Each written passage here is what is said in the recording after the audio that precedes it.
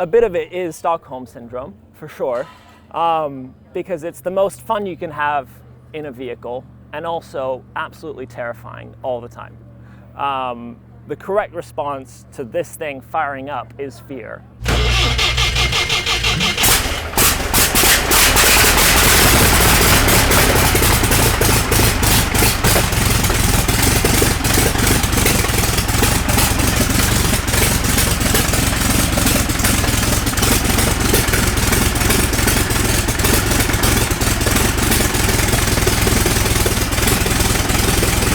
My name is Count François of Straten-Ponthoz, and this is my 1913 Theophile Schneider, and I'm running in the SF Edge Trophy. It's what they call an Edwardian special, so it's a car from pre-war, pre-World War I, that is, and it's got a period chassis, a period engine, but they didn't start life together. This is an aircraft engine, which makes it an Aero special, and basically after World War I, that was quite a popular thing to do if you wanted to make basically a rocket, and David Baker basically put it all together in the 90s. Ran it in the VSCC. First time the car went out, in fact it hadn't even been painted yet, and he only gave the body guys 1 week to sort out the car. It went out and won. So already quite a strong performer, and then he kept campaigning it for many years in the VSCC. Eventually he wanted to start another car, and he handed it off to, well, he sold the car to Nick, who also ran it for quite a while. So I'm Nick Heliad, and I owned this car for 20 years. I was competing at Prescott Hill Climb and camped next to him, and then 5 years later I got a phone call, would I like to buy the car? And I did, and it changed my life really, because through this I got to know whole new group of people. David was a very good driver. I'm not a very good driver. So he held some records at Prescott with it, won it with it at Mallory, and then I hill climbed it, raced it a few times, and then it came to a point where I just wasn't using it, and I just felt somebody else ought to be able to have a go. So I then advertised it for sale last year, and Francois bought it. And I'm so pleased because he's such an enthusiast and he's having a great time, and he's now met, like I did, a whole group of new friends. But it's just lovely to be here to watch someone else enjoy it. The car's won a few times this race, so I've got big shoes to fill. It's very easy to drive, very easy to control. Again, it just wants to gently slip out. It's got great balance between the front and the back, and you'd be impressed. You know, you think these cars are going to be a bit sloppy and a bit all over the place. This is stiff and predictable. It's beautiful. The handling is perfect, and it's got great power. So, should be good. The only weak point is me, really.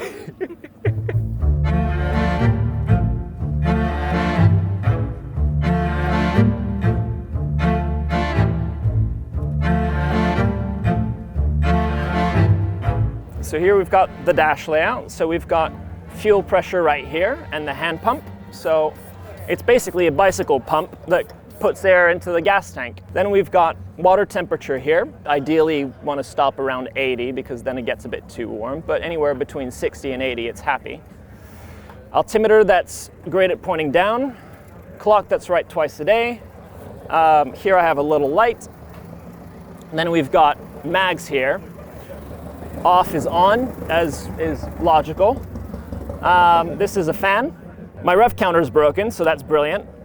Choke, hand throttle, and oil pressure. And then you've got, of course, the shifter on the outside of the car, as any car should have, and handbrake. And then on the pedals, it's all just standard arrangement, so throttle, brake, clutch. In this class, because you're much more likely to encounter the issues a motorcycle rider, is going to encounter. That's to say, be on the ground and slide. They've permitted, the Motorsports Association has permitted the use of leathers. So I drive in leathers, which is funny because it confuses the hell out of everybody that sees me. Seeing that I've got my little ballerina booties, you know, the little race slippers, and at the same time the leathers. So here's my helmet. Up. It's basically the family racing colors, which are a blue and white stripe, which is off the family crest. And similarly on the back, I have 3 claws, so that's 3 eagle talons. And then, yeah, it's supposed to be white and blue. So there we go.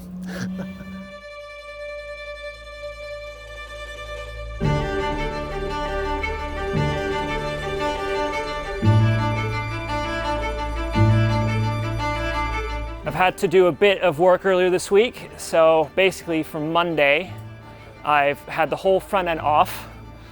So rad had to come off, front body had to come off. Then you go under to remove the mags, to retime the mags, put it all back on, luckily fired up, perfect. And yeah, that's been so far the best part. The not so great part is as I drove in earlier for a fuel stop, rev counter decided to stop working, so I'm gonna have to take a look at that. In addition, my clutch throwout bearing needs adjusting. That's so far everything that's gone wrong in the past 24 hours, so we'll get there.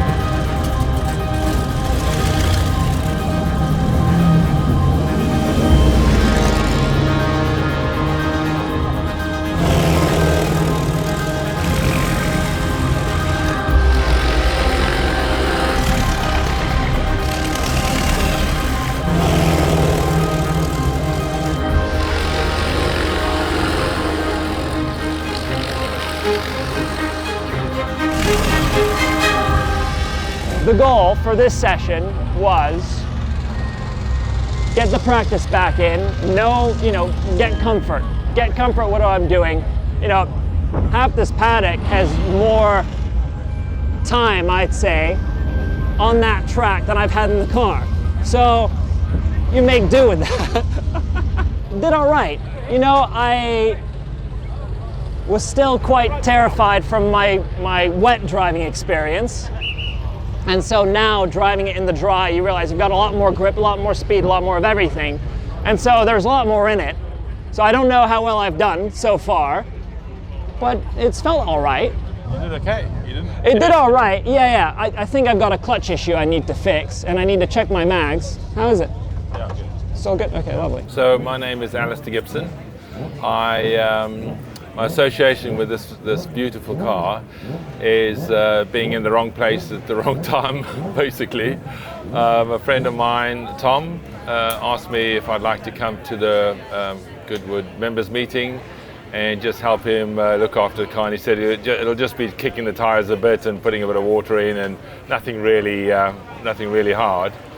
And it's ended up today being quite a lot of hard work and also dirty fingernails. So yeah, so it is different. I had a great sort of 25 years in motor racing, ending up as a chief mechanic of a Grand Prix team, which was very exciting, very interesting, and beyond my wildest dreams as a South African running around barefoot in the bush. It's doing a funny thing. It's leaking from the water pump, and there's a seal there, and it's just not doing its job anymore when it's static.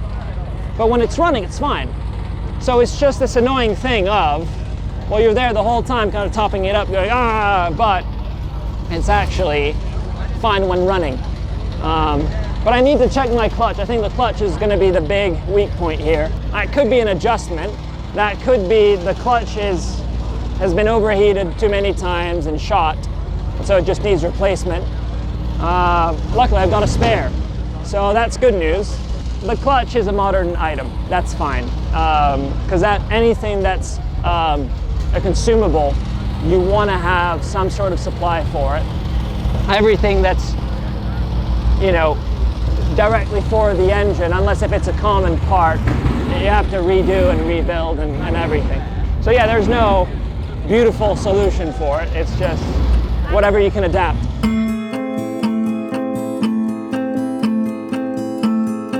We had to change the clutch, which was is quite difficult. You know, there's a lot of step-down gearboxes and then the real gearbox and all the little universal joints. You know, there's no constant velocity joints, they're universal joints. You have to get them the right way round. The clutch pack that goes in when you get a new clutch pack, it's bigger. Therefore, you have to set the backlash or the float of the bearings so that everything works okay. It would be lovely just to finish the race this evening and then maybe tomorrow sort of move up, you know, a couple of things. I think he starts 11th. To get into the top 10 would be great for his first time, and for the car to finish would be even better. The best advice to Francois for the race is get going safely, enjoy it, get into it, and if there's a dice to be had, take it.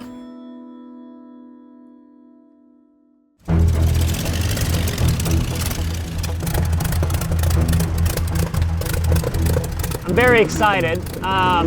I was quite worried about the clutch in the coming days, you know, before the event, and that's been confirmed. Yeah, the new clutch should be a bit of an adventure because it's very, very grabby. And now I'm going to be following people that are, well, that have been up till now my pace. So it'll be an opportunity to see if I can, you know, get a couple positions. Quite happy because basically everybody around me, the sandwich, let's say, the person ahead and the person before me, are all in a similar state of comfort with their cars. So, if anything, I feel pretty good about what I've done so far. If I remember correctly, I'm 11th. So between Les and Julian, Les in the Monarch and Julian in the Romano, both good cars, and they're both lovely guys, so I'm hoping it's going to be a pretty interesting and lively fight.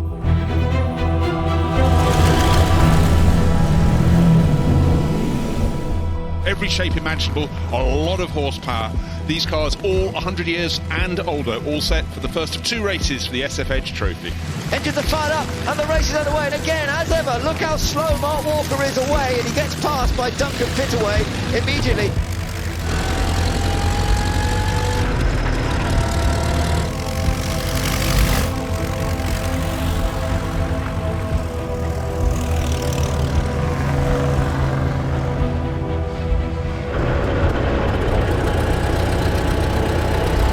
Julian Majou will be thinking, thank my lucky stars, surely I can't be attacked by Mark Walker. He's looking in the mirror, you can see, he knows how rapidly Mark comes up this last bit, but this time he can celebrate, having missed out so fractionally last year in both races when he was passed by Mark on the final lap.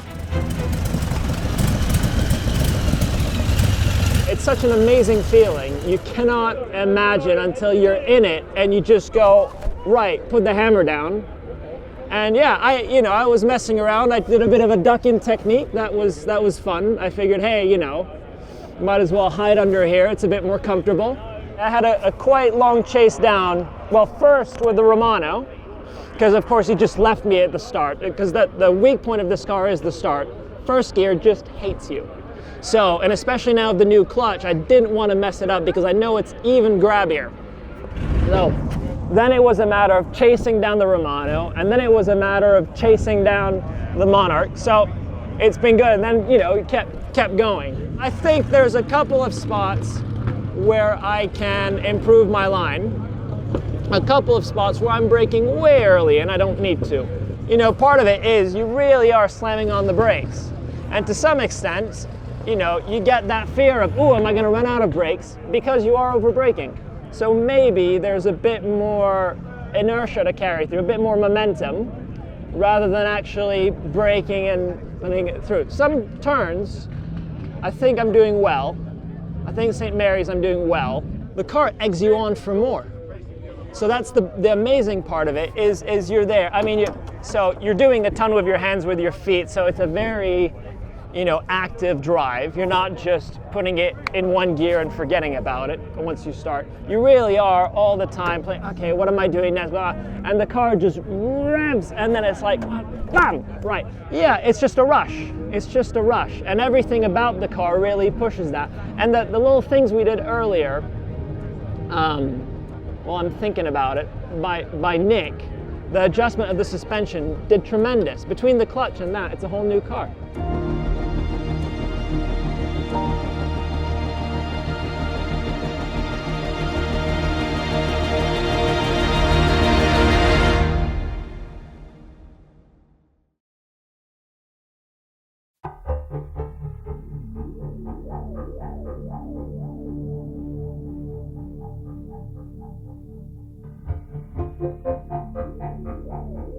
very excited. There's a couple of things I need to fix, but I think I need to kind of, understand. I'm still learning. I'm boogieing down the straights at the minute, so that's a success.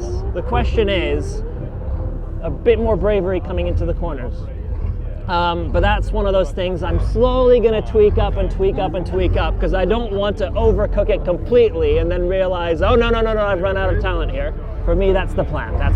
Trying to use all that power, put it down, and don't mess up the start, because that's the other thing that's a bit risky.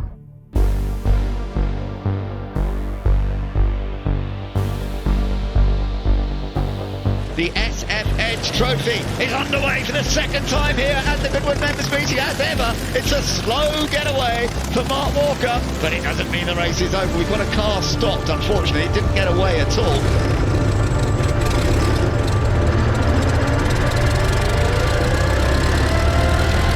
There we are, it's getting away now. Number 17, François van der Straten-Ponthoz.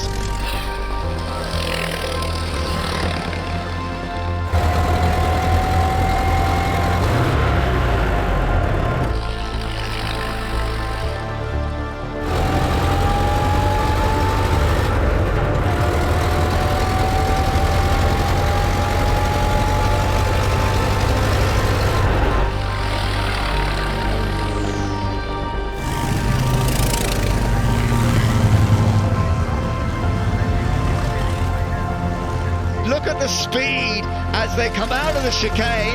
Once again, Mark Walker has taken victory. It's 1-1 this year after Mark won both by tiny amounts. Well, it didn't quite go to plan, but it was great nonetheless. Brilliant experience. Basically, terrible start. What happened is, right as they put 5 seconds, put it in gear, and it cut out. Right at that time. And so, yeah, a bit of an unfortunate one, but it was actually quite fun time just, making my way back up the grid. It's very much a case of navigating around, and of course, as I was catching up to cars that are quite quick, that felt pretty good. I wonder what the times are. I mean, at the end of the day, did my best to recover from a bad mistake and a bad situation, and that's racing. You have, the cards that you're dealt, and you work with them. At the end, it was all about the experience, getting it going, putting on a good show, and not binning the car.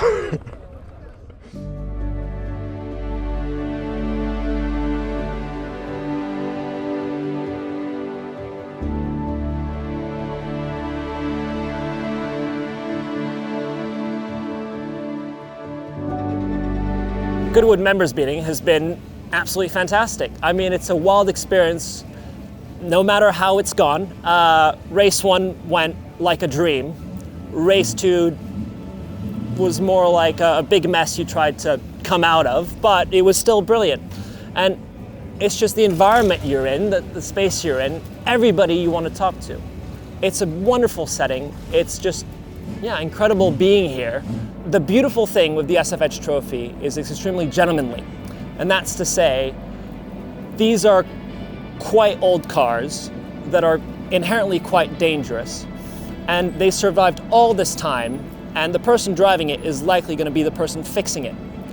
So there's very much this attitude of, I need to protect this car, I'm here for a great time. I mean, to be clear, they're all on it. Everybody here is on it, taking it to the limit. I don't think you can show up in most paddocks of the world and have somebody just help you out of the blue because, you want to see the car running. Everybody shares everything, wants to make sure everybody's there. They'd rather not lose another competitor. They'd rather see one more car on the grid. And it's fantastic. I would love to come back. I would love to come back because I think it's a wonderful event. I think I've done all 3 actually in the past 12 months. FOS, Revival, and this, and I think this is my favorite. So if they'll let me back in, wonderful, I'll be here. To race an Edwardian, you cannot be correctly bolted together.